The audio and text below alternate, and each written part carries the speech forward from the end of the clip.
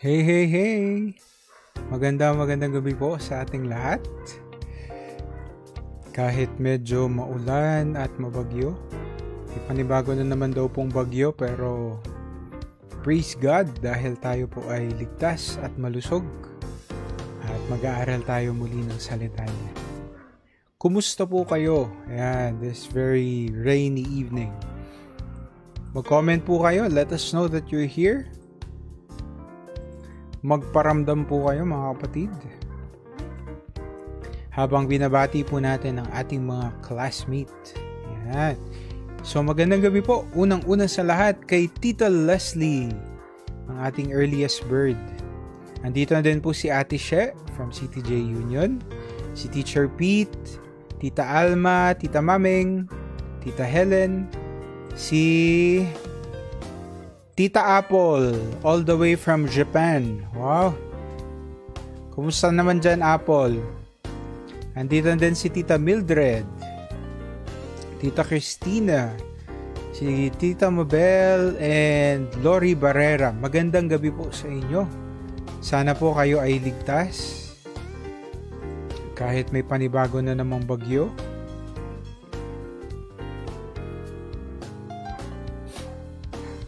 Mag-comment lang po kayo. Magparamdam po kayo mga kapatid. Ayan, si Tita Dory. Magandang gabi po. Miss na po namin kayo dito sa Lagro. Ayan, kaka-birthday lang ni Bunso. Magandang gabi din po kay Roxanne Cabang. Welcome po.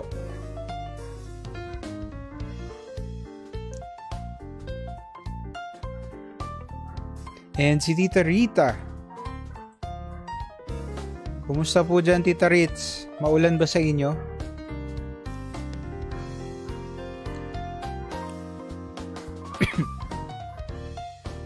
Kakatapos lang nung isang bagyo, may panibago na naman. Parang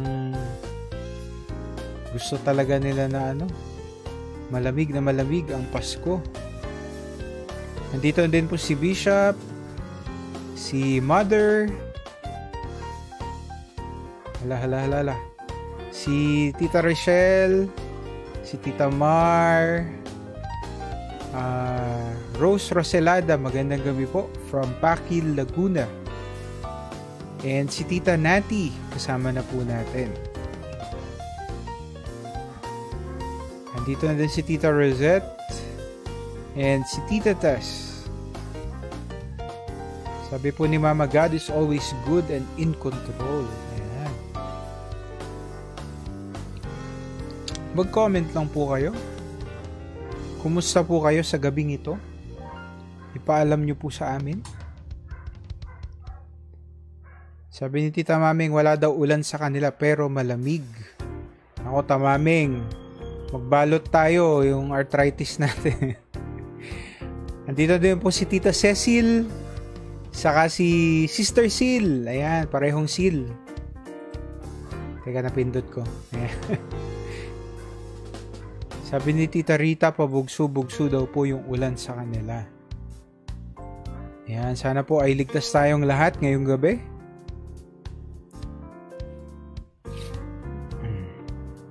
Time check, it's now 7:33. Check ko lang po kung ilan na yung classmates natin. Ayan, 20 na po tayo. We can start.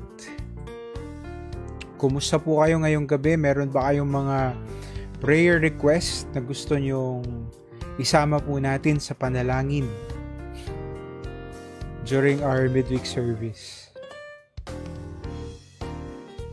Sige po. Mag-pray na tayo. At hingin natin ang biyaya ng Panginoon ngayong gabi as we study His Word.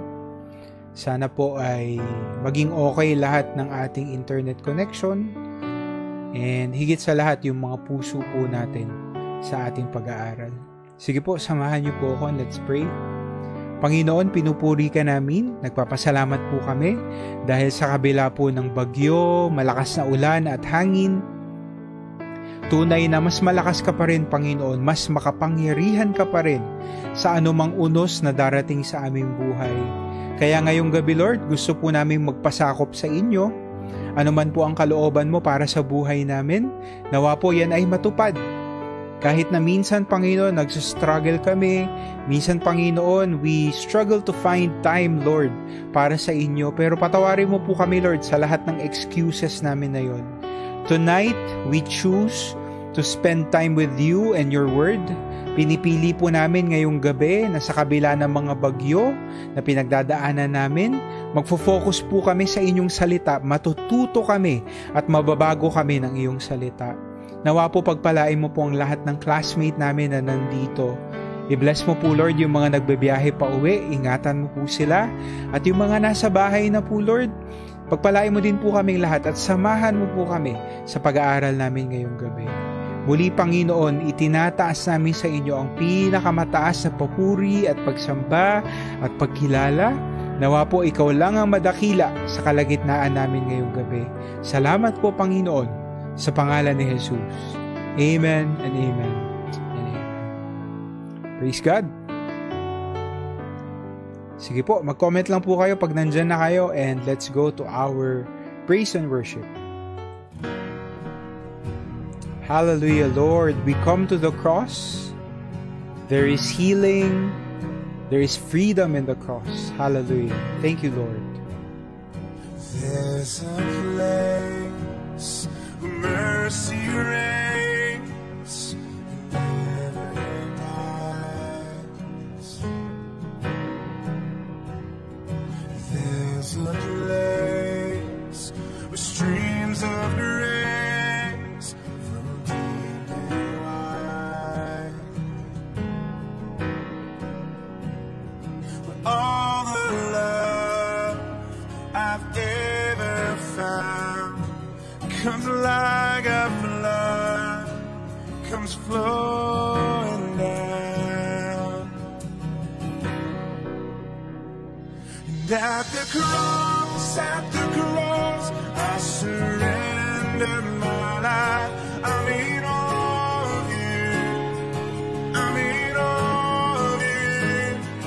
Where your love ran right and my sin washed away, I give all to you, I owe to you, Jesus.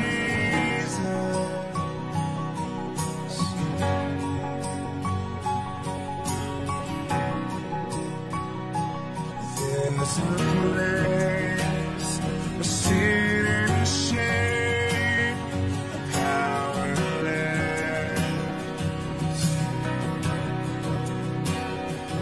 where my heart has peace with God, forgiveness,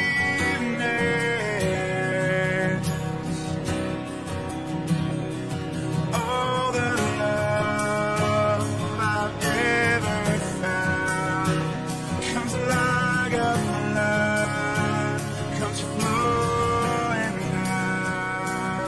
At the cross, I surrender my life. I need all of you,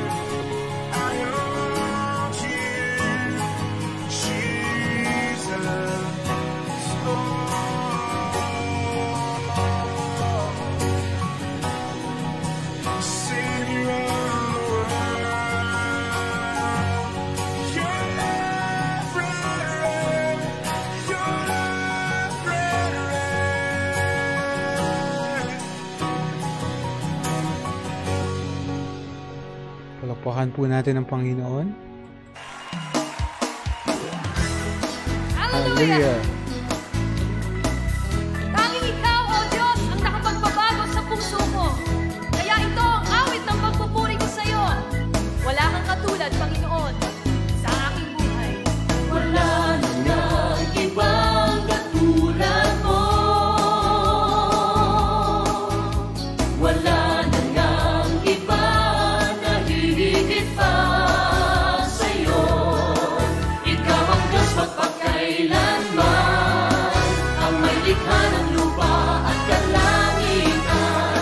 Wala nang ibang katulad mo. Ikaw lamang, Jesus, at wala nang iba. Kaya tanggapin mo ang aming pagpupuri sa iyo. Hallelujah! Wala nang ibang katulad mo. Wala nang Ibang nahihigit pa sa'yo. Ikaw ang Diyos magpakailanman, ang may likha ng lupa at kalangitan. Wala nang ibang katulad mo. Sa puso mo'y ikaw lamang.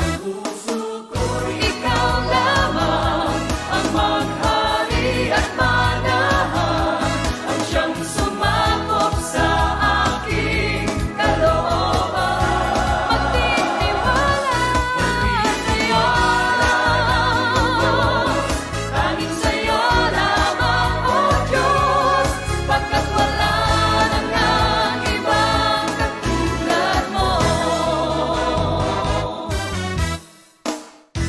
Woohoo! Hallelujah! Wala kang katulad, Panginoon. Wala nang ibang katulad mo.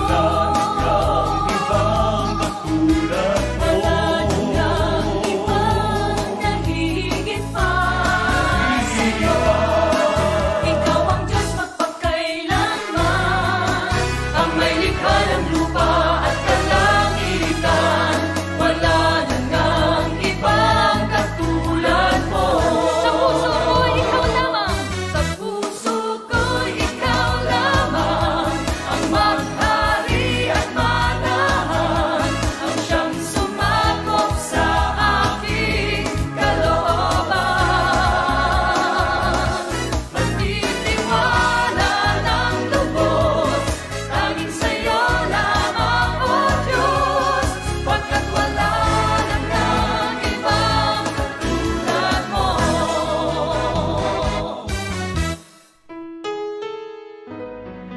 Panginoon, sa langit man o sa lupa, ay walang makapapantay sa pag-ibig mo.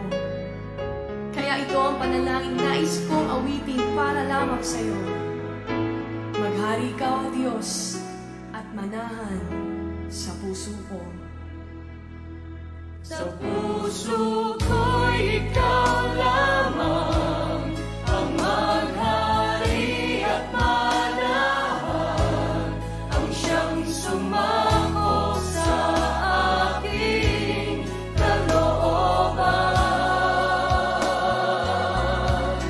Magtitiwala ng lubos, tanging sa'yo lamang, O Diyos, pagkat wala nang ibang katulad mo.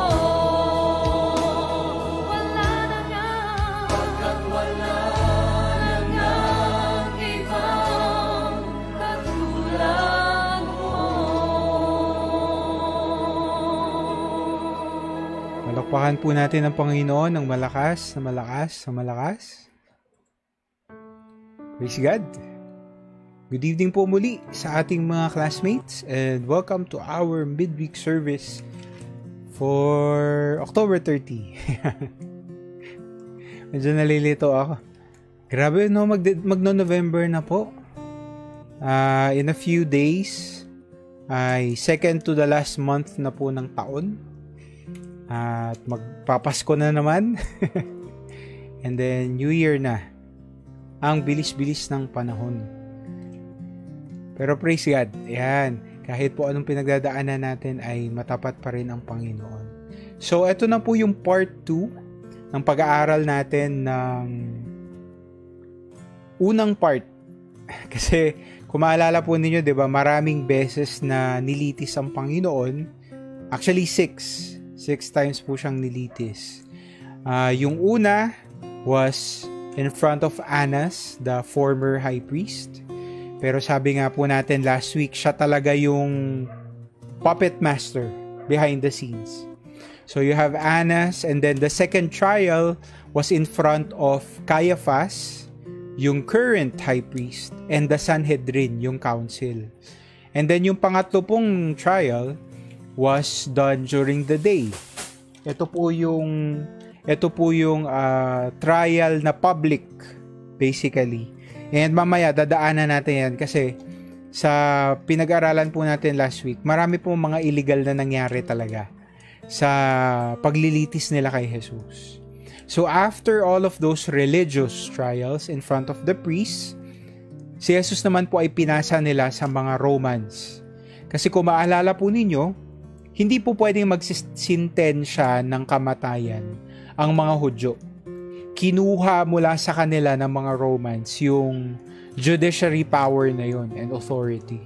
So, tanging mga Romano lang po yung pwedeng magsintensya sa mga ipapapatay. So, they sent Jesus to Pilate, and then to Herod, and then to Pilate again. And then, tuloy-tuloy na po hanggang sa kanyang pagkapako sa krus. So, ito na po. Pag-aralan na natin yung second part ng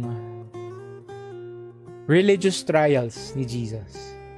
So, as we all know from last week, former High Priest Annas' preliminary questioning of Jesus was completely illegal.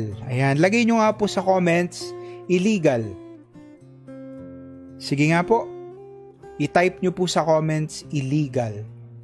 So, hindi po akma, hindi legal yung ginawa ni Annas kay Jesus. Una sa lahat, hindi na siya high priest. Former high priest. Kahit na sabihin natin he held the power behind the scenes, technically, kahit anong gawin ni Annas, hindi po siya makakapagbigay ng sentensya kay Jesus. Pangalawa, Jewish laws provided strict safeguards for the accused. Ito po ay para maingatan din yung mga naaakusahan. Kasi baka mamaya yung iba sa kanila falsely accused or baka yung iba bina-blackmail. Kaya yung ilan sa mga nakalagay sa batas, nakasaad sa batas is that, number 1, they cannot incriminate themselves. Hindi pwedeng manggaling sa kanila yung testimonya na magpapataw sa kanila ng guilty conviction. They cannot incriminate themselves. Sabi nga natin kanina baka kasi bina-blackmail sila at wala silang choice kundi umamin. So, hindi sila pwedeng magbigay ng negatibong testimonya laban sa sarili nila. So, under law po yan. Next, kailangan po in front of a council yung mga trial. So, obviously, yung ginawa po ni Annas wasn't in front of a council. Mag-isa lang po siya. Siguro may mga ilan pong temple guards doon, may mga ilang attendant si Annas, pero hindi niya kasama yung Sanhedrin or yung Jewish council. Additionally, any case had to be established by the testimony of several witnesses. So, pinag-aralan na po natin yan last week na si Annas, hindi naman talaga siya basically nagbigay ng konkretong kaso against Jesus kasi nga wala pong testimonies. It was just Annas accusing Jesus na para bang hinihintay niya na madulas si Jesus, meron siyang sabihin na self-incriminating na again, hindi nga po pwedeng gawin sa isang akusado. Hindi nila pwedeng i-incriminate yung sarili nila. Okay? So again, illegal po itong ginawa ni Annas. This incident with Annas was not part of a legal trial. It was a quick inquiry. Posibleng ilang minuto lang po yun. Hindi naman siya tumagal talaga. It was done late at night. Mamaya po pag-aaralan natin bakit importante yung oras. At bakit hindi sila pwedeng maglitis sa gabi? Okay? And it was done in a closed door setting. So hindi po siya public. Wala po yung council in attendance. When the questioning was finished, soldiers took Jesus to the palace of Caiaphas. Siya po again yung current high priest, which was a much larger building than the house of Annas. So, basically, itong si Jesus, pinasa-pasa po siya. Nung hindi naging effective yung inquiry ni Annas, pinadala niya sa kanyang, ano bang Tagalog ng son-in-law? Manugang? Manugang, di ba? So, pinadala ni Annas sa manugang niya na si Caiaphas.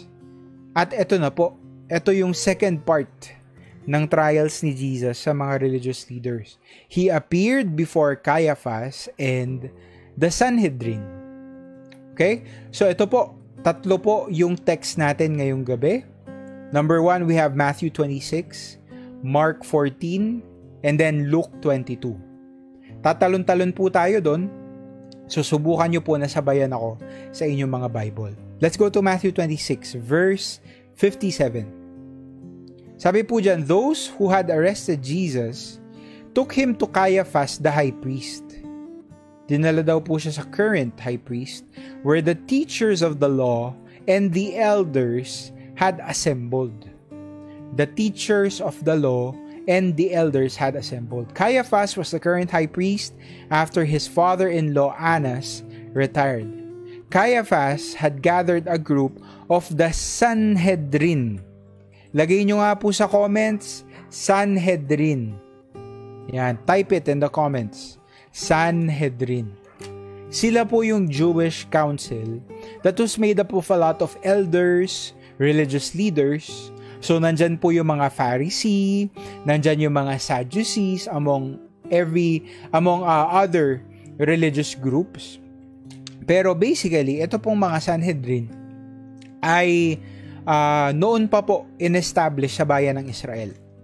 Panahon pa po ito ni Moses na one day siya po ay kailangan gumawa ng mga desisyon at inadvisean po siya ng kanyang father-in-law na si Jethro na gumawa siya ng council.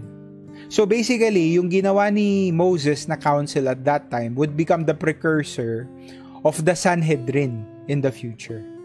Again, ito pong Sanhedrin, yung council that would decide judicial matters in Jerusalem or in Israel. So, ayan, sabi po ni Jonathan, the Sanhedrin was an ancient Jewish court system. The Sanhedrin was the supreme religious body in the land of Israel during the time of the Holy Temple. So sila po basically yung may last say pag merong nililitis. And hindi lang naman po mga religious matters yung kanilang dala-dala. Kasi kung maalala po ninyo, no, itong mga religious leaders, ang hilig nila manghimasok. Kasi nga, they wanted to preserve their political power. More than religious authority, yung political power talaga yung kanilang priority. So, anyone or anything na magiging threat sa kanilang kapangyarihan, sinispin nila para mahusgahan sa kanilang council. So, yun yung simplified na explanation ng Sanhedrin. Take note, ito pong council na ito, kasi gabi po ito ginawa, still wasn't an official trial. Bakit? Kasi sabi nga natin kanina, all judiciary sessions must begin and end in the daylight. Pag meron silang lilitisin, hindi po yan pwedeng gawin pag lumubog na yung araw hanggang sa hindi pa sumisikat ang araw. So, makikita po ninyo, yung trial kay Annas was illegal, ito din po ay illegal. Now, bakit kailangan na during daylight itong mga judiciary sessions? Yung mga Hudyo po kasi, lalo specifically pag guilty yung akusado, hindi nila hinahayaan na magpataw ng sentensya sa gabi. Kasi, according to law, kailangan magbigay ng oras for mercy para i-consider ng mga judge yung kanilang sentensya kung pwede bang i-lessen yung sentence from mercy. Kailangan nila ng ilang oras to mull it over, to think it over. Kasi baka mamaya, kahit na guilty naman talaga itong akusado, pwedeng magbigay ng konting compassion. Pwedeng i-consider yung kanyang situation or yung circumstances of the accused at magbigay ng mas magaan na sentensya. So, meron pong provision sa batas na hindi dapat sila naglilitis ng gabi. At kung sakali mang guilty yung akusado, hindi siya bibigyan ng sentensya on the same day. Kailangan talaga medyo i-draw out muna over the span of a few days. So, pansinin niyo po etong paglilitis kay Jesus, yung 3 paglilitis, nangyari siya in the span of a few hours. Kasi nga again, sa pinag-aralan po natin last week, meron na silang decision Meron ng sentensya itong mga religious leaders. Naghahanap lang sila ng gusot kay Jesus para legally masintensyahan talaga siya. Pero in their minds, nakagawa na sila ng desisyon na guilty si Jesus. And eventually, ang kanilang ultimate goal ay ipapatay siya. Tanggalin siya out of the picture completely. Because of this, the Jewish council would hold another more public trial after a few hours at daybreak. Yan po yung pangatlong trial na mamaya pag-aaralan natin. Kasi nga, again, according to law, hindi sila pwedeng maglitis sa gabi. Pero kita nyo naglilitis sila. Sila na mismo yung nagbe-break ng batas na dapat sila po yung nag-e-enforce. During that daybreak trial, they would proceed to question Jesus with the same accusations. Yung nga yung nakakatawa Papansinin nyo po ngayon, yung mga accusation na ibabato nila kay Jesus ay magbabago throughout the night. Hanggang mahuhuli nila si Jesus na may sasabihin siyang blasphemy. At yun na, they will go along with that. Yun na yung gagamitin nila against Jesus. Hindi yun yung original nilang accusation. Pero dahil nahuli na nila si Jesus, at wala na silang pakialam kung ano man ang gamitin against Jesus, basta meron silang magagamit, yun din yung accusation na gagamitin nila during daybreak sa pangatlong paglilitis. So, talagang they twisted the law para lang po makonvict nila ang Panginoong Jesus. But again, wala silang judiciary power to sentence Jesus to death. Kaya after po nitong 3 paglilitis na ito, ipapadala pa rin nila si Jesus sa mga Romano, kay Pilato sa kay Herod. Pero syempre, actually next week pa po natin pag-aaralan to, pero kasama na po sa text. Verse 58, Peter followed Jesus at a distance, right up to the courtyard of the high priest. So next week po, huwag kayong mag-alala, dadaanan lang po natin to ngayon, pero next week, we will go in depth. Bakit ba napunta si Pedro dyan? He entered and sat down with the guards to see the outcome. So kung maalala po ninyo, ngayong gabi din pong ito, tagbigay si Jesus ng prophecy na si Pedro ay pagtataksilan siya. He would deny Jesus 3 times before the rooster crowed. Napaka-specific. Pero syempre si Pedro, alam niyo naman po yung attitude ni Pedro, 'di ba, yung character niya? Hindi siya naniwala. Naglaban siya. Sabi niya, Panginoon, hindi ko gagawin yun. I would never abandon you. Pero come the time na nasa hardin sila at napaliligiran sila ng mga sundalo, anong ginawa ni Pedro? Sure, tinaga niya yung isang temple guard, pero again, pinag-aralan na po natin to Hindi naman talaga yun action ng isang taong matapang. Kasi, after niyang gawin yun, napatalikod nga niyang ginawa, nakatalikod sa kanya yung temple guard, tumakbo din si Pedro. Matapos pagalingin ng Panginoon yung tenga nung gwardya. So, lahat ng claims ni Pedro napawalang bisa. At mukhang magkakatotoo yung prediction ni Jesus na Peter would deny him before the rooster crowed. So we don't really know why Peter decided to follow his master from a distance. Perhaps he was determined to disprove Jesus' prediction that he would betray him. Di natin alam, pero that's possible. Or maybe he was racked with guilt. Sobra po yung konsensya ni Pedro and wanted to see what would happen to the Messiah. Nag-aalala pa rin siya kay Jesus kahit na tinakbuhan niya si Jesus. Either way, Peter would soon find himself in more difficult situations tonight, and he'd actually end up denying the Lord 3 times. So, kung titignan po ninyo, although next week pa po ito, pero kung titignan ninyo, si Pedro, sa kanyang pagkakonsensya, sa kanyang guilt, sinundan niya si Jesus. Pero technically, kung hindi niya susundan si Jesus, hindi din siya mako-question ng mga tao na nandun sa templo. At walang opportunity para i-deny ni Pedro si Jesus 3 times. So basically, it became a self-fulfilling prophecy. Dahil si Pedro nagpunta doon, napunta siya sa sitwasyon na mapupwersa siyang i-deny si Jesus kasi otherwise, he would be associated with a known criminal. Si Jesus nga po. Pero ito pa yung mas crazy dyan. Kung hindi tumakbo si Pedro, hindi siya magigilty. At kung hindi siya magigilty, hindi siya pupunta dito sa templo para subaybayan yung mangyayari kay Jesus. At kung hindi niya ginawa yon, hindi niya i-deny si Jesus. So pansinin niyo po, no, lahat ng ito ay alam na ng Panginoon. Even before they happen. Alam na ng Panginoon ang gagawin ni Pedro, alam niya na gagawin ng ibang mga disipulo. Lahat sila iiwan siya. And he would have to face all of these trials alone. Ang nakakapagtaka nga dyan, saka nakakabilib, may kapangyarihan naman si Jesus eh. Kayang-kaya niyang kumawala. Itong mga religious leaders na ito na feeling nila, na corner nila si Jesus, kayang-kaya ni Jesus na i-rebuke sila kahit nga hindi siya magsalita eh. Magpadala siya ng mga anghel, patayin po lahat ng ito. Pwedeng mangyari yun. Pwedeng gawin ni Jesus yun. Pero hindi niya ginawa. Hindi siya naglaban.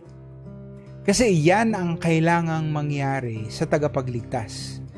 Hindi siya lalaban. At si Pedro, yung kanyang loyal daw na disipulo, ay nandun lang sa gilid, pinagmamasdan yung nangyayari sa kanya. So ito na po, balik tayo sa mga Sanhedrin. Let's go to verse 59. The chief priests and the whole Sanhedrin were looking for false evidence. False evidence. Okay? Sabihin nyo nga po sa comments, false. They were looking for false evidence against Jesus so that they could put him to death. Tingnan nyo nauna na yung sentensya, naghahanap na lang sila ngayon ng maling ebidensya para yung kanilang sentensya ay maging legal. Nauna na yung outcome, desired outcome, bago yung process. Diba? Kung titignan nyo, etong Sanhedrin, hindi talaga sila yung pinaka-qualified na group. They were the least qualified para litisin si Jesus. Bakit? Una sa lahat, bias sila. Saan ka nakakita ng judge na bago mo makita lahat ng ebidensya, gumawa ka na ng mga illegal na trial at meron ka ng sentensya sa utak mo? Saan ka nakakita ng objective na judge na ganun? They weren't qualified at all. Because this whole group, this whole council, already had made up their minds. Pangalawa, at ito po yung obvious, sino ba yung nagbayad kay Judas para pagtaksilan si Jesus? You remember? It was the Jewish council. It was the religious leaders.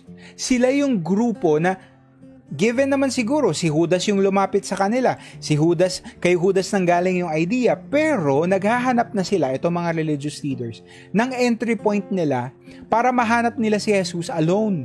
Kasi ayaw nilang arestuhin si Jesus in public. Aalma yung crowd eh. Maglalaban yung mga Hudyo. So kailangan nila ng inside man. Nagkataon lang na si Judas, siya na po yung lumapit sa kanila. And sino yung nagbayad kay Judas? Sila din po. So now, they would be playing the role of judges presiding over Jesus' case. Hindi sila magandang hukom. They were the least qualified. Hindi sila dapat nandyan. And yet, dahil sila nga yung default, sila na yung nasa pwesto, wala nang magagawa si Jesus. Isa pa pong dahilan kung bakit hindi po sila qualified na judge is because they kept making false accusations. Can you imagine? Saan ka nakakita ng judge na tinitwist niya yung evidence? E nung unang panahon, wala naman po silang evidence talaga. Ang evidence nila ay yung witness, yung mga testigo. Now, hindi nakakapagtaka na kung yung mga testigong ito, eventually, ma-figure out natin na sila pala ay binayaran din ng mga religious leaders para gumawa ng maling testimonya against Jesus. It wouldn't be beneath them kasi nagawa na nila kay Judas. So they kept making up false accusations. Bakit? Kasi they had already decided on the outcome of these trials. Gusto nilang mapatay si Jesus. In other words, Jesus, the Messiah, never stood a chance. Basically, all of these religious trials were a sham. Hindi lang po sila illegal, sila po ay farce. Sila po ay parang mock trial. Kasi they had already made up their minds. So, naghahanap po sila ng false evidence. Naghahanap sila ng pwede nilang ibato kay Jesus. But, verse 60, they did not find any. They did not find any. Though many, look at that, false witnesses came forward. Marami daw pong peking testigo. Saan kaya nanggaling itong mga peking testigo? Hindi natin alam. Pero halata. Wala silang nakitang mali kay Jesus. Alam nyo, isa pa pong nakakapagtaka kasi according to Jewish law, pag merong ebidensya sa akusado, kasi of course, meron kang dalawang klase ng ebidensya. Number 1, meron kang ebidensya that will prove yung innocence ng akusado. Pangalawa, meron kang klase ng ebidensya that would prove that that accused is guilty. So may dalawang klase ng ebidensya. Hindi natin alam kung alin doon ang tama, kung alin doon ang totoo. Pero basically, in any trial, merong dalawang klase ng ebidensya. Some that would prove innocence and some that would prove the guilt of the accused. Now, according to Jewish law, ang dapat na ipipresenta munang ebidensya ay yung una, yung innocence. Hindi sila pwedeng mag-present ng ebidensya that would make the accused guilty kung hindi muna ipapakita yung ebidensya na siya ay inosente. They had to present the both sides of the coin. Pero anong nangyari dito sa trial na ito? Na-bypass. Na instead of proving yung innocence ni Jesus, binigay agad nila yung guilt. So kitang-kita nyo po, no? Ang dami nilang twinist. Ang dami nilang tinapakang batas na dapat sila mismo yung nag-e-enforce. Ang ironic pa nun, this decree was part of the laws that the priests and council enforced throughout the years. Ever since nagkaroon ng Sanhedrin, sila po yung gumawa ng mga batas na ito para protektahan yung akusado. Dapat, ang ibibigay munang ebidensya ay yung ebidensya that will prove the innocence. Ilagay nyo nga po sa comments, innocence. Come on, type it in the comments, innocence. Yun muna dapat ang ibibigay na ebidensya, pero hindi eh. Because the Sanhedrin had already made up their minds about Jesus, they broke their own rules. Sila na mismo yung sumuway. They immediately presented false and what's more, false pa yung ebidensya nila to convict Jesus of a crime that he didn't even commit. Kita po ninyo, no?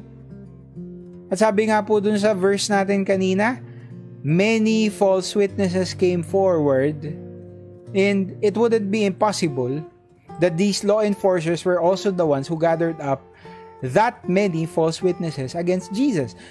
Hindi po beneath them, hindi imposibleng mangyari na sila na mismo yung nagbayad sa mga false witnesses na ito. So kita po natin talaga kita natin yung kasakiman nila, kita natin yung blatant na pagsuway nila sa batas. Gumawa pa sila ng mga senaryo, kinoach pa nila itong mga false witness. At ang nakakatawa, sa dinami-dami nila, wala ni isang nagbigay ng konkretong ebidensya at consistent na ebidensya. So mukhang mapapalaya na si Jesus. Tama ba? Hindi po. Because finally, 2 witnesses came forward. So sabi nga natin kanina, posibleng binayaran ng mga Sanhedrin yung mga naunang witness. Pati din itong 2 witness, malamang sa malamang sila na po yung nag-coach dito at nagbayad. And these 2 witnesses, apparently, sila po yung alas. Sila yung final cards nitong Sanhedrin. And they claim that they had incriminating evidence against the Lord. So ito po, tignan na natin. Ano kaya ang pahayag nitong mga testigong ito? Let's go to Mark 14, verse 58. Sabi po dyan, we heard Jesus say, according to these witnesses, I will destroy this temple made with human hands, and in 3 days will build another, not made with hands. According to them, sinabi daw ni Jesus na sisirain niya yung templo na gawa ng kamay ng tao. In other words, physical temple. At pagkatapos ng 3 araw, gagawa siya ng panibagong templo na hindi naman gawa ng tao. Now, if you're familiar, kasi medyo matagal-tagal na din po itong statement na ito ni Jesus, meron ngang sinabi si Jesus na katunog ng ganyan. Katunog. Yun ang problema. Katunog. The religious leaders used this statement against Jesus when it wasn't exactly what he said at the beginning of his ministry. So, katunog lang po. Pero this was the exact statement na binigay ni Jesus. Way back John chapter 2 pa po. John chapter 2. So, simula pa lang po ito ng ministry niya. Sabi dito ni Jesus, destroy this temple and I will raise it again in 3 days. Destroy this temple. He was referring to something, a temple, quote-unquote, na nandyan sa kanya. Destroy this temple. Kasi kung maalala nyo, that time, wala naman po siya sa templo sa Jerusalem. So he was referring to another temple, another kind of temple. At sabi niya, hindi siya yung sisira. Sila ang sisira. Destroy this temple. You can destroy this temple. But I will raise it again. Iaangat ko uli ito in 3 days. So, basically, the religious leaders, the witnesses, the false witnesses, accused Jesus of wanting to destroy the temple made with human hands. In other words, the main temple in Jerusalem. Pwede po bang ilagay nyo sa comments, temple? I-type po ninyo, temple. Ang accusation nila kay Jesus was that gusto niyang sirain yung building, yung bahay-sambahan ng mga Hudyo. So basically, threat po siya sa public safety ng mga Hudyo. But Jesus never actually talked about destroying any physical buildings. Kasi nga, hindi yun yung templo na sinasabi niya. Instead, ano yung refer ni Jesus? He was referring to His own body. Yung kanyang katawan, yung templo na ito, which would be destroyed by His enemies on the cross. Dahil pag pinapako nila si Jesus, mamamatay po siya dun sa krus, and His temple, this temple would be destroyed. It was a foreshadowing. It was a foreshadowing of what would happen to Jesus, the Messiah. Mamamatay siya sa krus and His temple will be destroyed, but it will be raised again in 3 days after Jesus will be resurrected from the dead. So, tignan nyo po, no? Basically, the false witnesses and religious leaders were accusing Jesus of being a terrorist who wanted to destroy the temple, the physical temple in Jerusalem. Yan po yung alas nila. Yan yung main accusation nila against Jesus. At inisip na nila yan, na magiging matimbang yan pag piresenta nila sa mga Romano. Kasi tignan nyo po, no, si Jesus, He is a threat to public safety. Eh di ba po kayong mga Romano, gusto nyong maging maayos yung pinasasakupan nyo? Ngayon, merong tao si Jesus, terorista po yan. At gusto daw po niyang pabagsakin yung templo. Hindi pa namin alam kung paano niya gagawin yun. Hindi namin alam kung susunugin niya yung templo. Hindi namin alam kung meron siyang mga kulto na dadalhin niya sa templo at pagsisira-sirain nila yung bahay ng Panginoon. Hindi namin alam yun. So basically, yan na po yung kaso na gusto nilang i-present kay Pontius Pilate. That Jesus was a terrorist who wanted to destroy the physical building, the temple. Pero hindi nga yun yung sinasabi ni Jesus at the start of His ministry. He was referring to His physical body. Napapatayin ng mga religious leaders on the cross, but it will be raised again in 3 days. Through the power of God, Jesus will live again. Pero again, hindi po kasi yun yung iniisip nila eh.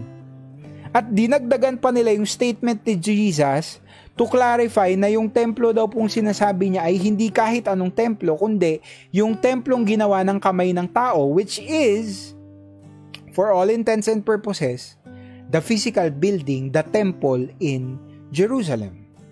So pansinin niyo po, no, lantaran na po yung pagtutwist nila ng katotohanan na they would use Jesus' words against Him. Yes, sinabi yan ni Jesus, pero katunog lang ng sinabi ni Jesus. Katunog lang po. Ilagay nyo nga po sa comments, katunog.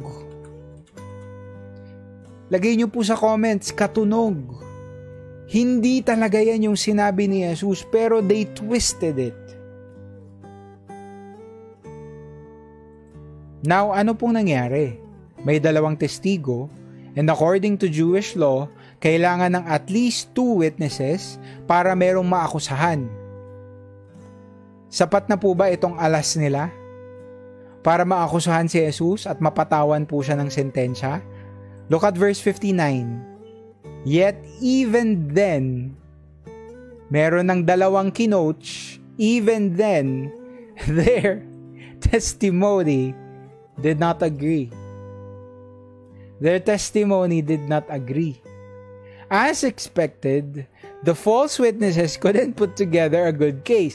Kahit na kinoach na sila, kahit na ilang beses na silang pinaalala kung ano yung sasabihin nila in front of the council, diba, remember, Mosaic law required at least 2 witnesses, consistent testimonies. Hindi daw po dapat contradictory yung kanilang patotoo para meron silang makonvict. Unfortunately, all of Jesus' accusers kept contradicting and disagreeing with one another. Hindi natin alam, no, kung ang Panginoon na mismo, the Lord or the Holy Spirit, siya na mismo yung nagbigay ng mga maling testimonya, kahit na kinoach na po sila beforehand. Hindi ko alam kung kinonfuse sila ng Holy Spirit at that moment, pero mukhang merong plano ang Panginoon. mukhang ang kalooban ng Panginoon ay hindi manggaling sa false witnesses at sa religious leaders yung bagay na sesentensya kay Jesus. Mukhang hindi plano ng Panginoon na itong mga tao ang may hawak ng alas. Kasi kung nabasa nyo na po yung text, makikita nyo na hindi nga sila ang nagbigay ng incriminating evidence. Sino po? Si Jesus mismo. Si Jesus mismo. So what will that tell us? Mamaya, pabalikan natin yan. Bibitinin ko kayo muna sandali. Pero mukhang may plano ang Panginoon. Mukhang, ano lang ko ito, speculation ko lang to. Wala naman sa Bible na kinonfuse sila ng Holy Spirit. Pero it's very possible. Bakit sa dinami-dami ng mga testimony, sa dinami-dami ng mga witness, wala ni isang tumugma sa kanila, iba-iba sila ng sinasabi. To the point, ito na po nangyari next, verse 60, that the high priest stood up, si Caiaphas mismo, and asked Jesus, "Are you not going to answer? What is this testimony that these men are bringing against you?" So basically, hindi na sila nag-rely sa pahayag ng mga testigo. Dumiretso na sila kay Jesus. Again, hindi nga po pwedeng i-self-incriminate ng akusado yung sarili niya. It's obvious that Caiaphas and the other priests were frustrated at this point. They couldn't find any credible evidence against Jesus, so now, look at this, they were trying to goad him. They were trying to provoke him into making a response that they could use against him. Hindi nag-work yung mga testigo kasi palpak lahat na yan. So ngayon, binaling po nila yung atensyon nila kay Jesus. Baka may sasabihin siya. Baka meron siyang gagawin. Baka maglalaban siya. Baka didepensahan niya yung sarili niya. At meron siyang masasabi in the process that would incriminate him. Pero tignan niyo po, balik po tayo ng Matthew 26, verse 63. But Jesus remained silent. He remained silent. Lagay nyo nga po sa comments, silent. Again, silent. Jesus remained silent. If you think about it, he could have mounted an impressive defense here. Pwedeng-pwede po niyang depensahan yung sarili niya. Pwedeng-pwede siyang magdahilan. And he would have evidence. Bakit? Ang dami po niyang tinuro ang tao. Ang dami niyang pinagaling na tao. Meron siyang mga binangon mula sa kamatayan. May mga bulag na nakakita muli at ilan sa kanila nagpatotoo sa harap ng mga priest nung sila ay pinagaling. Ilan sa mga crippled ay nagpatotoo sa harap ng mga priest kasi yung mga pari mismo ang nagbigay ng diagnosis or ng clean bill of health para masabi na wala na silang ketong, hindi na sila crippled, hindi na sila bulag. And even the demons themselves. Lahat po ng ito ay tumitestigo sa pagiging Diyos at sa kapangyarihan ni Jesus. Maraming pwedeng idahilan at credible po lahat ng ebidensyang ito. Maraming pwedeng ibigay ang Panginoong Jesus para maabsuelto siya. But instead, Jesus remained, ano ulit yung word natin? Silent. He never opened his mouth. Again, this was in fulfillment of the prophecy in Isaiah. Ito po ay propesiya patungkol sa Messiah. He was led like a lamb to the slaughter. And as a sheep before its shearers is silent, so he did not open his mouth. Hindi naglaban. Yung pinakamakapangyarihang nilalang in all of creation, hindi naglaban, hindi nagdahilan. Kahit na kung tutuusin, siya naman yung nasa tama, hindi siya naglaban. He was silent.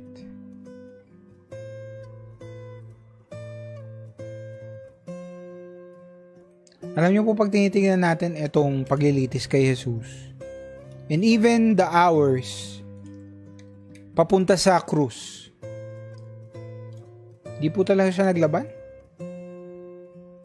Save for a few times na sumasagot po siya pag tinatanong siya. Pero for the most part, hindi po nagsalita ang Panginoong Jesus. He really was like a lamb led to slaughter. He was so humble.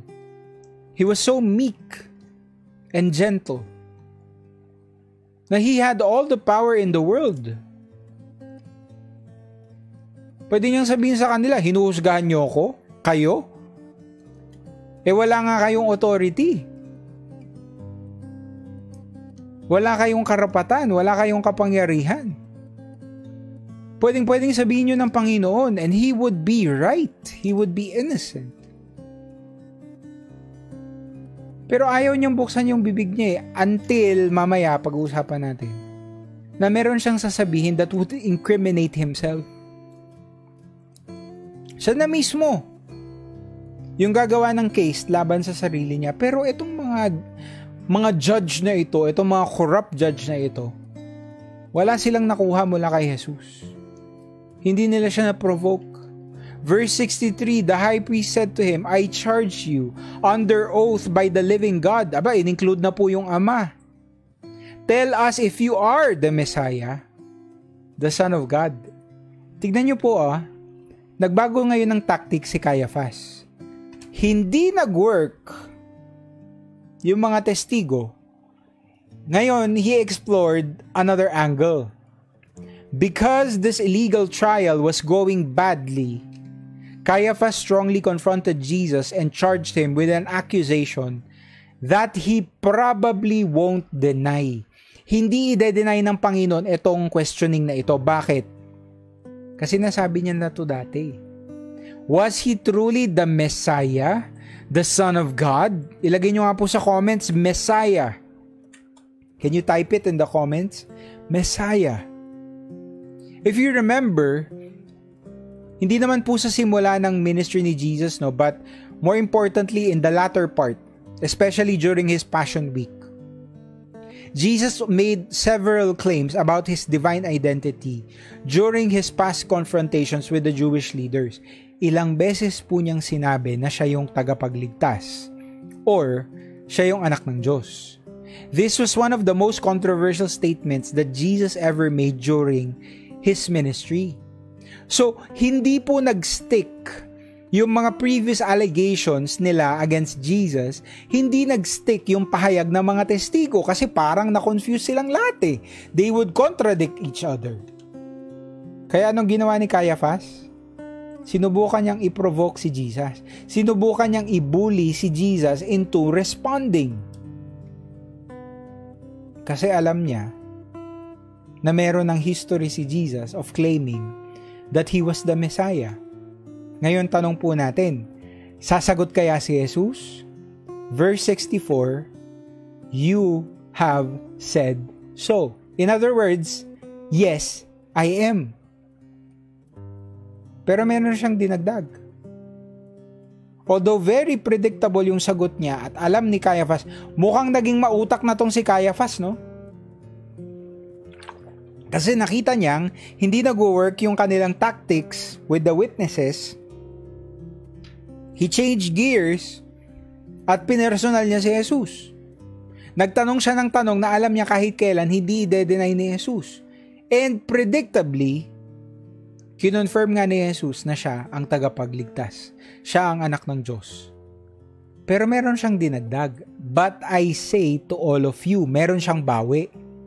Well, hindi naman niya binawi yung statement niya, pero meron siyang dagdag, sorry. From now on, you will see the Son of Man sitting at the right hand of the Mighty One and coming on the clouds of heaven. From now on, you will see the Son of Man, the Messiah, siya daw mismo si Jesus, sitting at the right hand of the Mighty One, sitting at the right hand of God, and coming on the clouds of heaven. So instead of defending himself, Jesus simply testified to the truth. He was indeed the Messiah, the Christ, the Son of God. But then, he added a word of warning for the Sanhedrin. Even though they sat in judgment of him now, Jesus would one day sit at the right hand of the Father in judgment of them. Kahit na ngayon, hinahayaan niyang husgahan nila siya. Eventually, the time will come when he himself would judge them. In other words, again, he was claiming divinity for himself. And totoo naman eh. Totoo naman kung tutusin. Kasi mangyayari po yan when Jesus, when all of these religious leaders, pag namatay po sila, would stand in front of the Lord at hindi makikita yung kanilang pangalan dun sa aklat ng buhay. Kasi for all of their religiosity, for all of their legalistic religiosity, wala po talaga silang relasyon sa Panginoon. Otherwise, they would have known noon pa man na si Jesus ang tagapagligtas. Or I digress, kasi ang teorya ko dyan, alam na nila eh. Masyadong halata na si Jesus talaga yung tagapagligtas. Based on prophecy, based on Old Testament scriptures, ang dami na pong na-fulfill ni Jesus. So siguro man lang, sa likod ng utak nitong mga Pharisee, nitong mga Sadducee, naniniwala sila somehow na mukhang si Jesus yung tagapagligtas. Kung hindi man 100% yung paniniwala nila, at least 50%. And 50% should have been enough para hindi nila gawin kay Jesus to. Kasi kung merong at least 50% chance, kung meron ngang 1% chance na siya yung tagapagligtas, why would they do this to the Son of God? Pero ginawa pa rin nila eh. Lilitis pa rin nila in this sham trial, in this mock trial. Bakit? Kasi they wanted to preserve their power. They had more priorities. They had other priorities. Hindi nila prioridad na iakay ang bayan ng Israel papunta sa tagapagligtas. Kasi once nagawa nila yon, at base sa tinuturo ni Jesus, na mukhang lahat ng mga legalistic religiosity ng mga Pariseo ay mali. Kung siya talaga ang tagapagligtas, lahat po sila mawawala ng pwesto. And they wanted to preserve that. So, rinabiyok sila ni Jesus. Hinuhusgahan niyo ako ngayon? One day ako ang huhusga sa inyo. At matatagpuan na wala talaga kayong relasyon sa Panginoon. Ang dami niyong alam na batas, ang dami niyong memorize na verses, pero wala ang loob niyo sa Panginoon. Sabi ni Jesus, yes, I am the Son of God. And as the Son of God, one day, I will judge you. Ano kayang magiging reaction ngayon netong mga religious leaders? Verse 65, then the high priest tore his clothes. He tore his clothes. Why? For the Jews, tearing one's garments, pinupunit po nila yung kanilang damit. Number 1, pag sila ay nagluluksa. Or number 2, pag sila po ay galit na galit, pag merong nangyari na hindi sila makapaniwala sa sobrang outrageous nung nangyari. Obviously, si Caiaphas, kaya po ganito ka-dramatic yung kanyang naging reaction, pinagpupunit po niya yung kanyang balabal, yung kanyang outer garment, ay dahil hindi siya sumasang-ayon, he strongly rejected what Jesus just said. At anong po bang sinabi ni Jesus? Verse 65 pa rin, he has spoken blasphemy. Blasphemy. Lagay nyo nga po sa comments, blasphemy. Put it in the comments, blasphemy. Ano po bang ipagsabihin ng blasphemy? Meron kang kiniklaim na tumataliwas sa katotohanan ng Panginoon. So either sinasabi mo na hindi Diyos si Yahweh, or ikaw mismo sinasabi mong Diyos ka at ini-equal mo yung sarili mo sa Panginoon. Now obviously, if any other human, kung tayo or yung mga Pharisee, or kung sino mang Hudyo nung panahong yon, claimed to be the Son of God, it would certainly have been outright blasphemy. Kung sino mang tao magsasabi nun, blasphemy po talaga yon. Pero si Jesus ay hindi tao lang. Siya ay nagkatawang tao pero He was also 100% God. He was only claiming to be something that He actually was. So He committed no crime by saying this. Yang ginawa ni Caiaphas na nagpunit-punit siya ng damit, sige, maintindihan na natin na grabe, nagulat talaga siya sa sinabi ni Jesus. Pero kaya nga niya hinuli si Jesus sa sarili niyang bibig kasi alam niyang sasabihin ni Jesus yun. So predicted niya na yan yung magiging answer ni Jesus. Bakit siya nagdrama-drama ng ganito? Kung alam niya na yan yung magiging sagot ni Jesus. Dapat kanina pa lang nagpupunit-punit na siya ng damit dahil alam niya at siya mismo yung nagsimula ng line of questioning na ito, alam niya na yan ang isasagot ni Jesus. Predicted niya na. Bakit di siya nagpunit kanina pa? Siyempre, dramatic effect. Alam naman po natin na sham trial po ito mock trial to Dramatic effect. Pinamamaga po talaga nila lahat ng pwede nilang pamagain para maakusahan nila si Jesus. And He went along with that. Sabi dito sa next part ng verse 65, "Look, now you have heard the blasphemy." Si Caiaphas siguro, pumunta siya sa kakalagitnaan nung question niya si Jesus. Tapos nung sinabi ni Jesus, "Yes, I am the Messiah and one day I will judge you." Pinagpupunit ni Caiaphas sa harap nilang lahat yung kanyang balabal. And then bumalik siya sa Sanhedrin. Pinagtitignan niya silang lahat. Sabi niya sa kanila, "Look, ngayon nakita nyo, narinig nyo yung blasphemy nitong si Jesus. Anong tingin nyo? Anong dapat na sentensya natin?" At ano pong sagot nila? He is worthy of death. Lagay nyo nga po sa comments, death. He is worthy of death. Caiaphas thought that he had won by forcing Jesus into declaring blasphemy against God.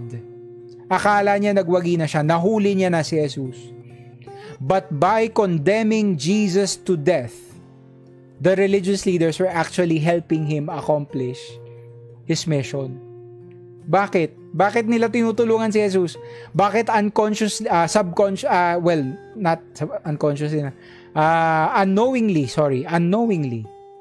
tinutulungan pala nila si Jesus? Kasi nga, kailangan mamatay ng tagapagligtas para bayaran ang ating mga kasalanan. Lahat po ng ito ay foreseen na, predicted na ng Panginoon. Akala nila nagwagi sila? Akala nila nahuli na nila si Jesus? Actually, ginagawa lang nila yung kagustuhan ng Panginoon. So with Jesus' words, siyempre hindi po natapos sa pagpunit-punit ni Caiaphas yung reaction nila. Kasi blasphemy yun And they were priests. Sila yung supposedly nangangalaga ng pangalan ng Panginoon. So kahit sino man na tumatapak sa pangalan ng Panginoon, sa gloria ng Panginoon, kiniklaim niya na siya ay Diyos din, anong gagawin nila? Anong magiging reaction nila?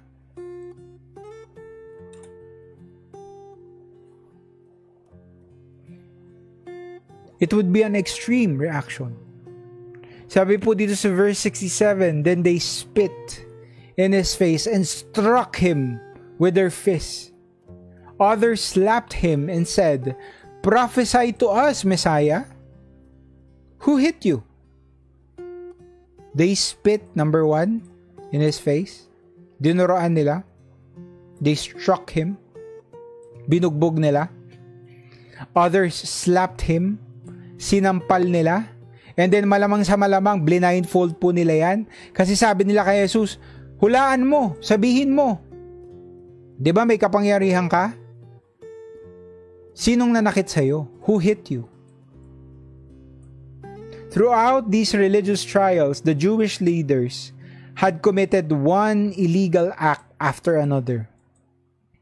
Now, they proceeded to physically assault Jesus. This was physical assault. Nangyari na po ito nung si Annas, in-interview niya si Jesus. Merong temple guard na sumampal kay Jesus. That was physical assault and that was illegal. Etong pagkakataong ito, illegal pa rin po ito kahit nasa harap na siya ng Sanhedrin. What more? Kasi nasa harap siya ng Sanhedrin. Dapat sila po yung sumusunod sa batas. And it was illegal according to law for them to harm any criminal or any accused. Pag siya po ay nasa korte, hindi pwedeng gawin yun. They physically assaulted Jesus, who never even raised his fist to fight back or defend himself, ni hindi man lang dinepensahan ng Panginoon yung sarili niya. Hindi man lang niya iningatan yung mukha niya. Then they blindfolded him and tried to provoke him.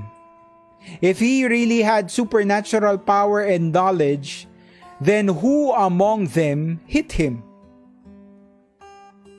Sabi nila sa kanya, sinong nanakit sa'yo? Sabihin mo, these people mock the true Son of God. But he never fought back. He never fought back. Sabi po ni Pastor Rovel, marami nang naniniwala kay Jesus na siya ang Mesaya noon, bakit wala ni isang nagtanggol sa kanya? Kasi nga po, ito po ay private trial. Hindi po ito in public ginawa. So, sino pong magtatanggol sa kanya? Lahat ng in attendance na Sanhedrin, iniingatan nila yung kapangyarihan nila at gusto nilang ipapatay si Jesus para ma-preserve yun. So wala po talaga magtatanggol sa kanya. Kung meron man siyang mga kakampi, sabihin na lang natin si Nicodemus, 'di ba? Yung isang pare, yung isang prominent na teacher din, si Nicodemus. Mukhang panig siya kay Jesus pero nasan siya? Hindi natin alam. Pero it's very possible na na-overpower po siya nung ibang mga Sanhedrin kasi he was just one voice. Kung meron mang ibang mga religious leaders na naniwala kay Jesus at pumanig kay Jesus, napakalakas po ng peer pressure, lalo na within this council. So wala na din po talaga silang nagawa. Wala na pong dumepensa kay Jesus. And again, parte kasi ito ng plano ng Panginoon eh. Tayo alam na natin yun eh kasi meron na tayo ng buong revelation ng Bible. Alam natin na kailangang mangyari ang lahat ng ito para makapagsakripisyo si Jesus ng kanyang buhay sa krus. Alam na natin yun eh. Pero yung mga nandun nung panahong ito, siguro nagtatanong din po sila ng tanong na yan. Bakit wala man lang dumipensa kay Jesus? Bakit wala man lang naglaban on His behalf? Now, we can only speculate kasi wala din po tayo nung panahong yun. Pero again, masyadong malakas yung sigaw ng mga against kay Jesus. Kung meron man isa or dalawa na pumapanig sa kanya, isa lang sila or dalawa.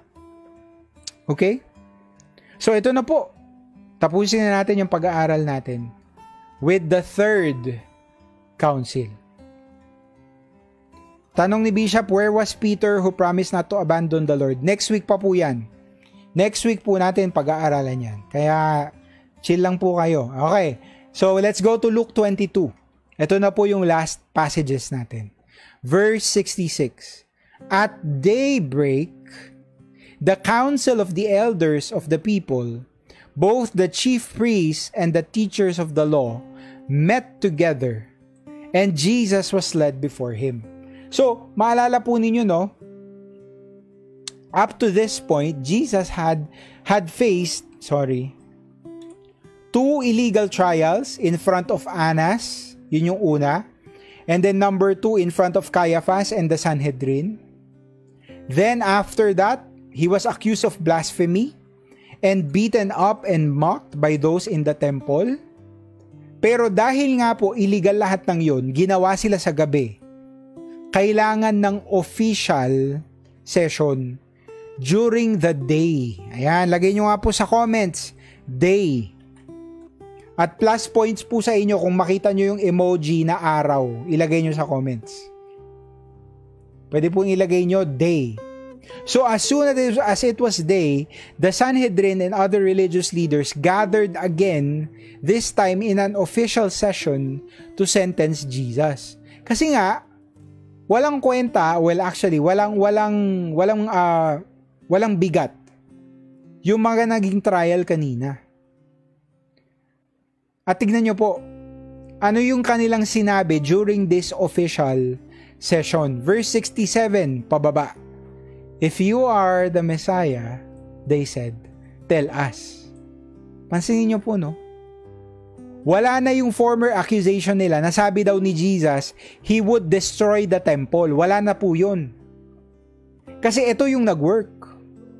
So they went along with it. If you are the Messiah, tell us. Jesus answered, if I tell you, you will not believe me. And if I ask you, you would not answer. But from now on, the Son of Man will be seated at the right hand of the mighty God. So, basically, inulit lang din ni Jesus yung kanyang sagot. Verse 70, they all asked, are you then the Son of God? Okay, narinig na namin yan. Well, actually, hindi nila sinabing narinig na namin yan kasi mabubuking sila na merong illegal trials at night. Pero sabi nila, parang dinismiss na nila ito. Kahit na kanina, di ba, ang OA ng kanilang reaction, blasphemy, pinagbubog nila si Jesus. Pero ngayon, hindi na sila nag-react ng ganun, na para bang alam na nila yung sagot ni Jesus.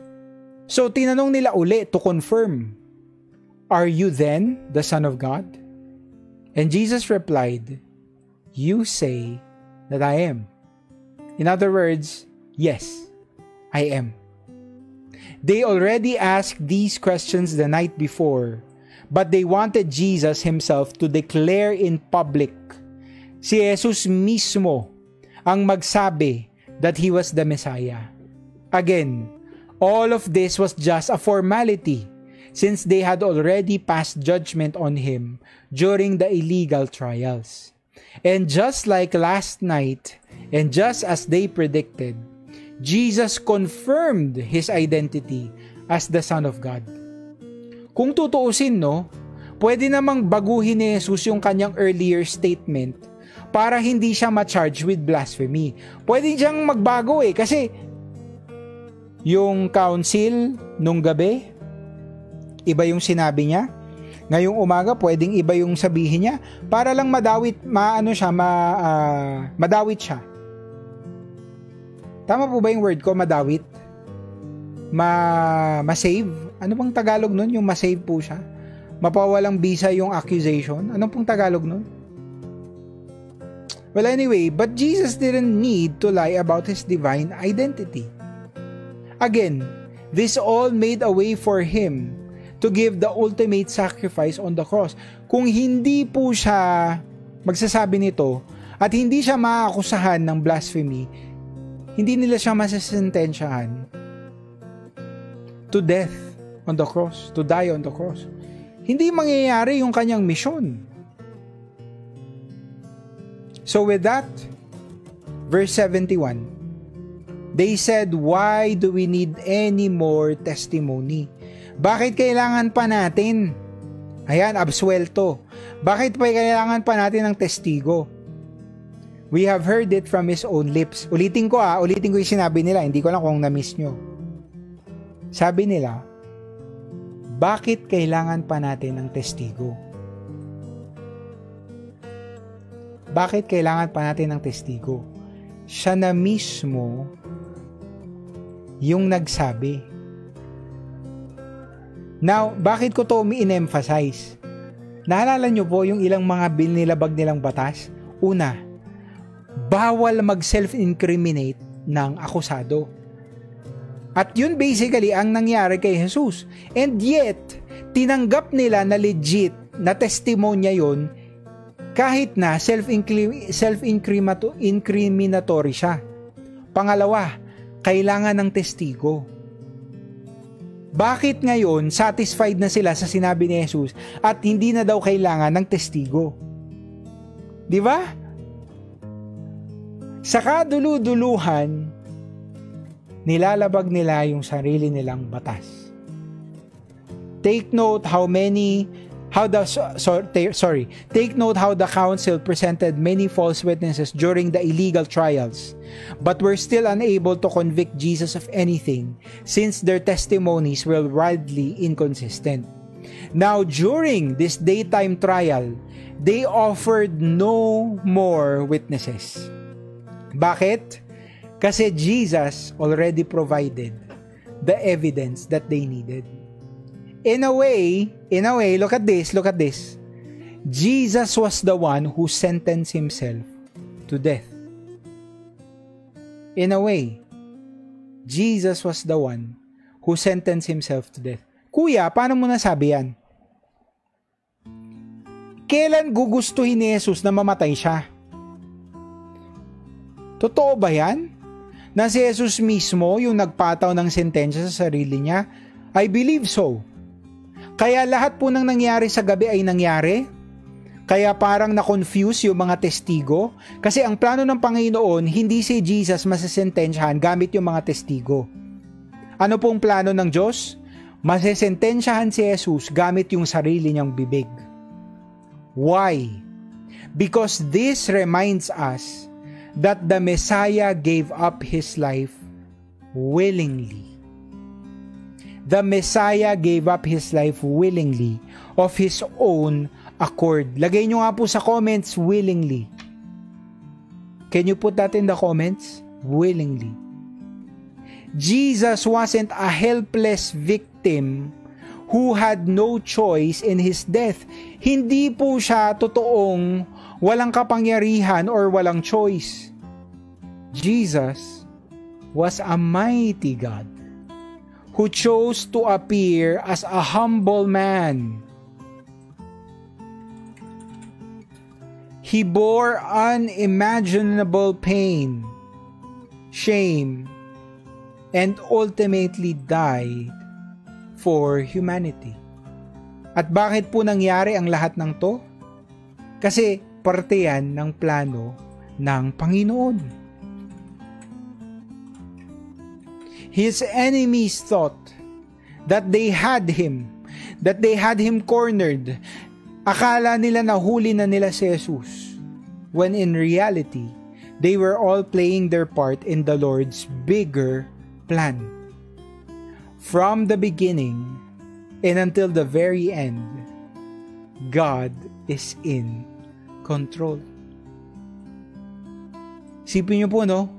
Ngayon, nakita na natin lahat ng nangyari, it puts everything into perspective.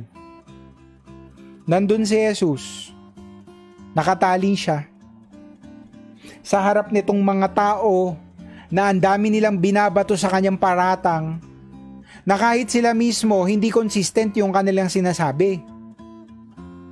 Pero sa kaduluduluhan ng paglilitis, sino po yung nagsentensya mismo kay Jesus?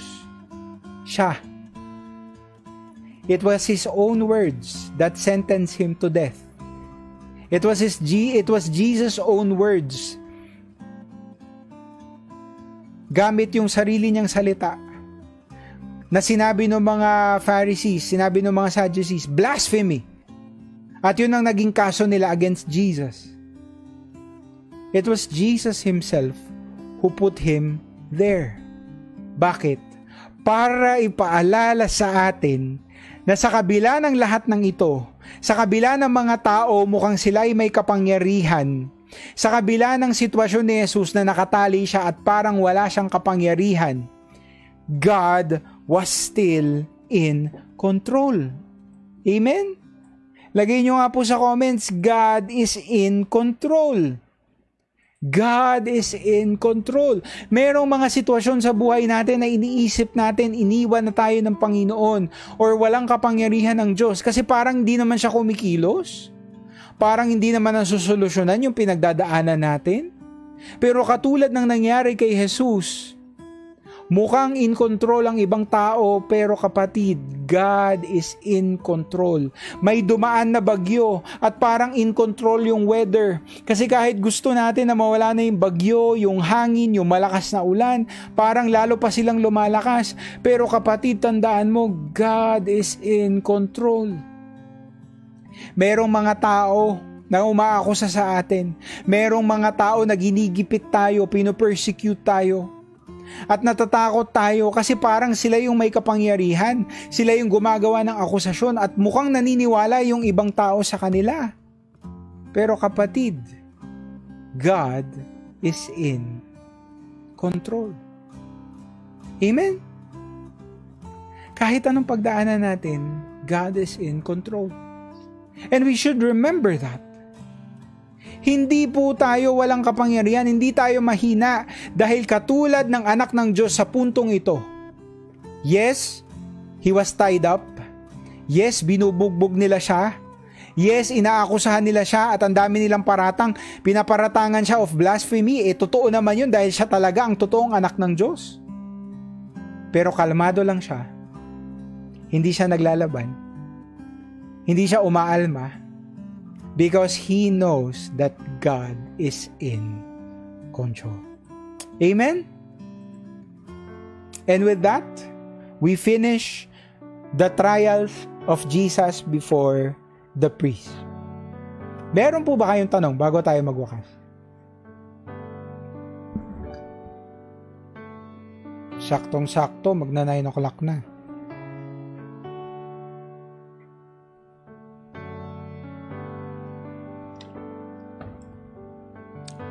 Pag-pray nyo po ako, medyo hindi maganda yung pakiramdam ko.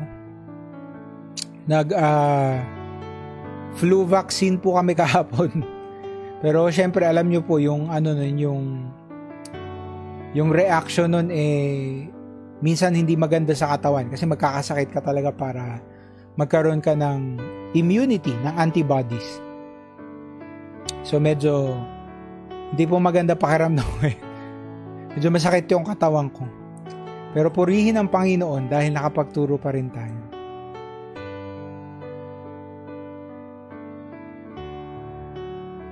May tanong po si Pastor Rovel. Sa pag-amin ni Jesus na siya ay anak ng Diyos na naging daan para siya ay hatulan ng blasphemy, ibig sabihin hindi naniniwala ang mga tao na ang mga ito na siya ay anak ng Diyos? Ano pong ibig sabihin na ito? Ano pong ibig sabihin ito? Hindi sila naniniwala? Kaya siya hinatulan ng blasphemy? Regardless po kung ano man ang paniniwala ng mga tao, naniniwala man sila na siya ang Misaya, sinabi ko na po ito kanina pero regardless of that, lahat po ng ito ay kailangang mangyari. So wala po talagang dedepensa kay Jesus. Kung meron mang dedepensa, iilan lang sila at masasapawan sila. Kasi lahat po ng ito ay kailangang mangyari. Kung hindi po ito mangyayari, hindi mamamatay si Jesus sa krus. So, wag na din po nating alamin itong mga ito kasi hindi naman reveal ng Bible kung ilan sa mga Pharisee ang nakakakilala kay Jesus. Hindi na din natin alam pero ayan. Everything had to happen para tayo po ay maligtas. Sabi ni Bishop, ano para sa atin ang itinuturo nito? Sinabi ko na po kanina, panoorin nyo na lang po. God is in control. Meron pa po ba kayong tanong? So again, next week po pag-aaralan natin yung mangyayari kay Pedro. Next weekend, sana isang linggo lang tayo. Tinatansya ko pero mukhang isang linggo nga lang. Hindi na tayo magpa-part 2 next week. Kasi, after naman nung kay Pedro, pag-aaralan natin yung nangyari kay Judas. So, dalawang nagtaksil kay Jesus, pag-aaralan po natin. Anyway, sabi po ni Tita Mary, although kalakaran po ng mundo ito ang mag-akusa sa kapwa, maganda po bang manahimik na lang? Merong time na mananahimik, meron din pong time na tayo po ay dedepensa sa ating sarili. Ang maganda po siguro manalangin tayo sa Panginoon na bigyan niya tayo ng karunungan para malaman natin kung kailan tayo mananahimik, magiging humble, at kung kailan naman po tayo dedepensa para sa ating sarili or para sa ibang tao. Pero yun ang sagot ko po dyan, tita. There's a time for everything. Sana bigyan tayo ng karunungan to know which is which. Sabi ni Tita Mar, ayan, the lesson is we should bring our worries and problems before God and ask for His assistance. Amen. Tama po, Tita Mar. Napakaganda po ng take-away nyo mula sa ating pag-aaral. Meron pa po ba kayong tanong bago tayo magwakas? O sige po. Kung okay na po kayo, mag-amen kayo para malaman natin. And wakasan na po natin ang ating pag-aaral.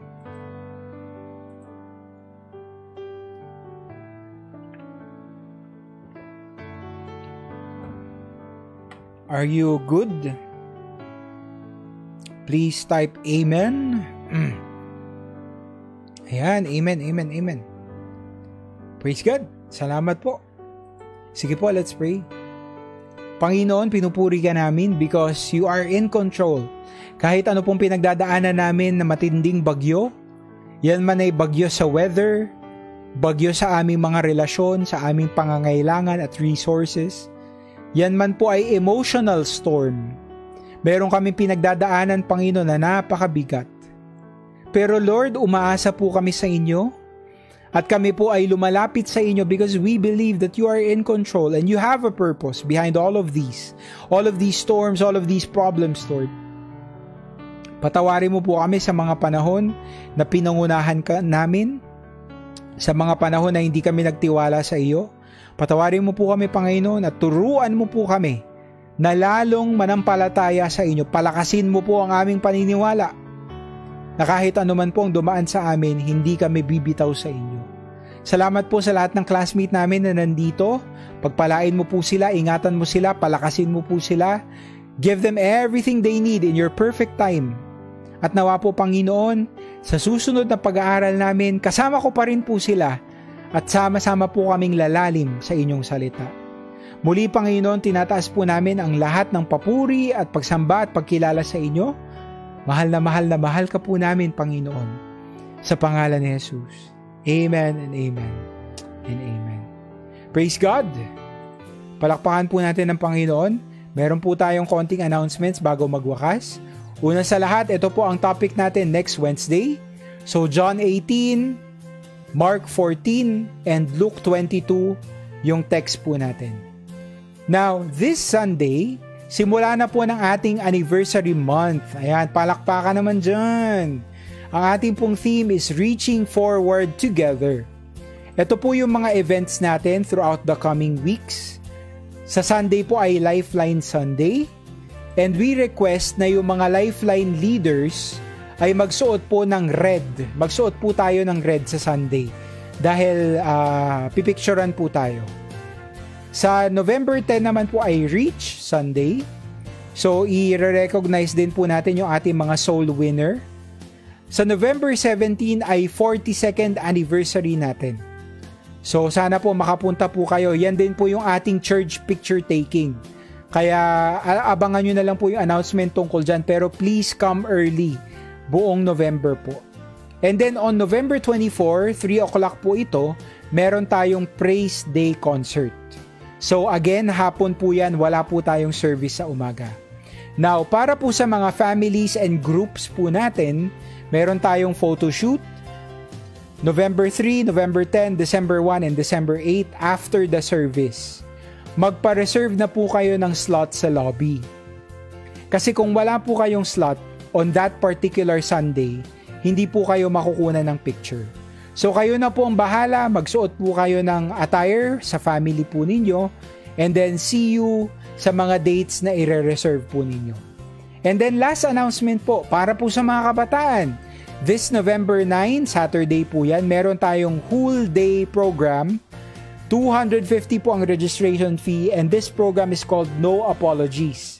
So meron po tayong in-invite na mga speaker para po mag-workshop sa ating mga kabataan from 13 to 18 years old. Kontakin nyo na lang po si Pastor Olive para po sa registration and other details. So yun lang po. Salamat yun po sa pagsama nyo sa akin. See you next Wednesday. God bless you. Keep safe. Kahit po mabagyo ngayon, mag-ingat po kayo. And see you next time. God bless you po. Good night.